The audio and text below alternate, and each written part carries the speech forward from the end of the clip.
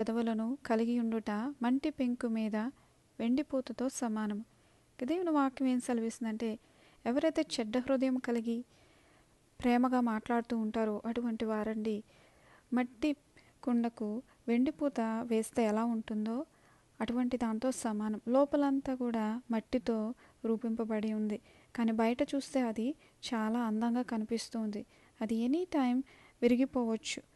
అయితే దేవుని వాక్యం ఏం సెలవిస్తుందంటే, మన హృదయము పవిత్రంగా ఉండాలంట, పరిశుద్ధంగా ఉండాలి. సో దేవుని యందు మనము పవిత్రంగా నడుచుకోవాలి.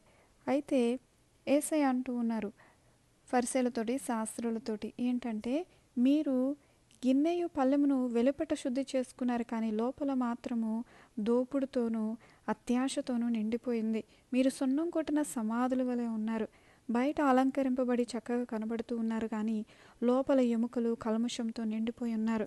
మొట్టమొదటిగా మీరు బయట హృదయములోను కూడా శుభ్రం చేసుకోండి, మీ అపవిత్రతను పోగొట్టుకోండి. మన హృదయంలో ప్రేమ, సంతోషము, సమాధానము, దీర్ఘశాంతము, దయాళుత్వము, అలాగే మంచితనము, విశ్వాసము, సాత్వికము, ఆశా నిగ్రహము, ఇటువంటి మంచి ఫలములతో మన హృదయం నింపబడి ఉండాలంట.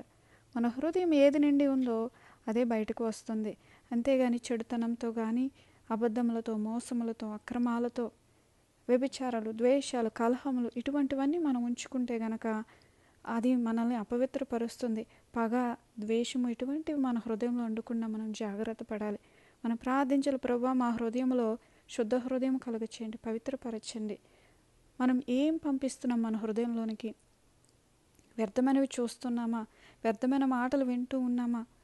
మనం ఏది అనుమతిస్తున్నాం మన హృదయంలో వెళ్ళడానికి, అది మనకు ఎఫెక్ట్ అవుతుంది. మనము దేవుని వాక్యం వింటూ ఎక్కువ ఆయనలో ఆనందించడం వలన మన వాక్యము హృదయంలోనికి వెళ్ళి అది మనల్ని శుద్ధి చేస్తుంది. సో వాక్యమే మనల్ని పవిత్రపరుస్తుంది. ప్రార్థన చేసుకోవచ్చు. పరిశుద్ధుల తండ్రి, మా హృదయంను శుద్ధపరచండి, మమ్మల్ని పవిత్రపరచండి, సహాయం చేయమని యేసు పరిశుద్ధ నామములో ప్రార్థన అడుగుచున్నాం పరమ తండ్రి. ఆమేన్.